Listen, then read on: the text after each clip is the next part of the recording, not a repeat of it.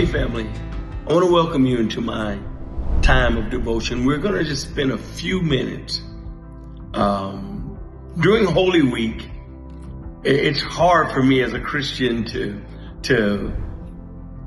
because we want to acknowledge the death and burial as much as we want to celebrate the resurrection. Because just like Paul said, we want to know him. We want to know him fully in the power of his resurrection. But in order to truly to love Christ and to know the depth of what he's done, we've got to be acquainted with his suffering too. And in Matthew 26, we get a sense of some of the things that Jesus had to deal with emotionally and relationally.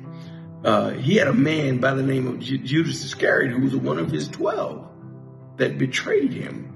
In Matthew 26:14 says, "Then one of the 12, the one called Judas Iscariot, went to the chief priests and asked, 'What are you willing to give me if I deliver him over to you?' So they counted out for him 30 pieces of silver. And from then on, Judas watched for an opportunity to hand him over."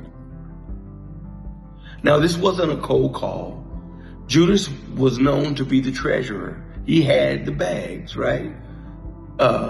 They knew that he handled the whatever monetary transactions. So they must have figured, and this is conjecture on my part, but they must have figured that, he had an affinity for money. And if there was a crack in his armor, that was probably it, and they could try to get to him.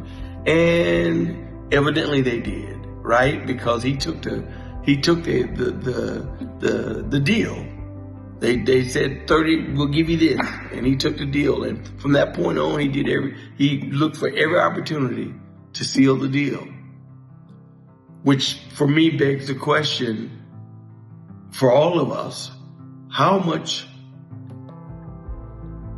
is Jesus worth to us? Mark says, "What does it profit a man to gain the whole world and lose his soul?" You see, it means so much more. Certainly eternity with Jesus is what we want. But I love him.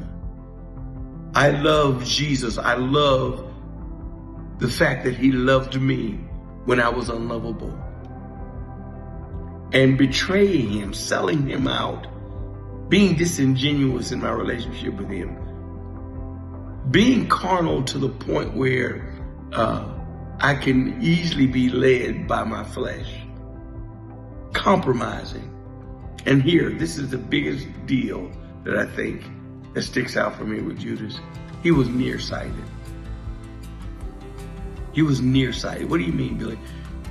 In John's account of this whole betrayal, that kind of we see it resolved at the Last Supper. The Bible says that after Judas gets the bread, he goes out. He doesn't even stay for the rest of the supper. He doesn't spend time hearing some of these wonderful things that Jesus said to his disciples. He didn't finish well. He started with them, but he didn't finish well. And I guess today, I'm saying to you, if you are going to finish well, it will be because you loved Jesus well. God bless you.